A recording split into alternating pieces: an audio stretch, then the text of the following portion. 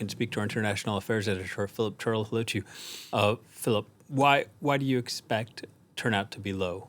It looks like it's going to be historically low, not just low. And in fact, reporting this morning, one correspondent in Tehran said that the authorities had asked journalists not to take photos at the polling stations too early because they didn't want to see photos of empty ballot boxes. So I think that there is a general feeling that there's not going to be a high voter turnout. There's one organization in Iran itself, a pro-regime organization, which is predicting 41%. If that is the case today, this will be an historic low since the Islamic Revolution of 1979, which shows pretty much that there's voter apathy on two counts. First of all, that there is fatigue with the regime in Iran, with Iran's hardline rulers, with the fact that this probably won't change anything politically for the country. And the second point is that even if these elections do take place, the daily life that people lead are not going to change either. So I think that's why many people are saying, well, we're not going to go out and vote today because we don't really see the point. It's not going to change anything.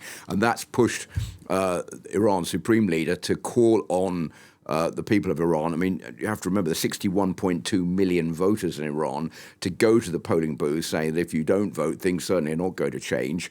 And it won't be a patriotic thing to do if you don't vote. But I don't think even that is going to encourage many voters in Iran who are feeling particularly apathetic about the situation in the country to go out and vote today.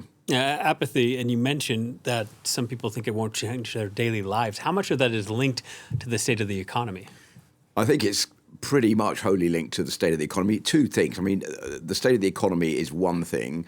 We just heard in that report that inflation was up to about 50% last year. It's gone down a little bit. It's still 39%. That is incredibly high. The knock-on effect of that, of course, is that it's pushing prices up, pushing prices further up, and many products that Iranians would like to use every day, like eggs, like meat, like dairy produce, out of their realm of consumption. They can't afford to buy those kind of products anymore. And that's why they're feeling that the country, the government is not fulfilling its promises of making the economy something that is going to be viable and making their lives better. The second point is that corruption is also very high in Iran. There's a feeling that the regime is highly corrupt. If you look at the Transparency International corruption chart, that's pretty bad reading for Iran. Out of 180 countries in the world, Iran is listed at 151. So there's not much hope either there that there's going to be a change as far as corruption is concerned. I think there's another important point here is that many people see this election as just something that is a formality for the regime. The hardline conservatives have been in power since 2004. This has all been specially rigged to leave them in power. There are very few reformists who are eligible to run. I think only about 30 candidates from the reformist camp out of a total of 15,200 candidates that have been selected. So they say, well, if there are only 30 reformist candidates who are able to run in this election, that's not going to change anything if you compare those to the 15,000 other candidates who will be either in the middle ground or for the far right, the right-wing rulers in the country. So the Conservatives are going to keep hold of power, and this isn't going to change anything.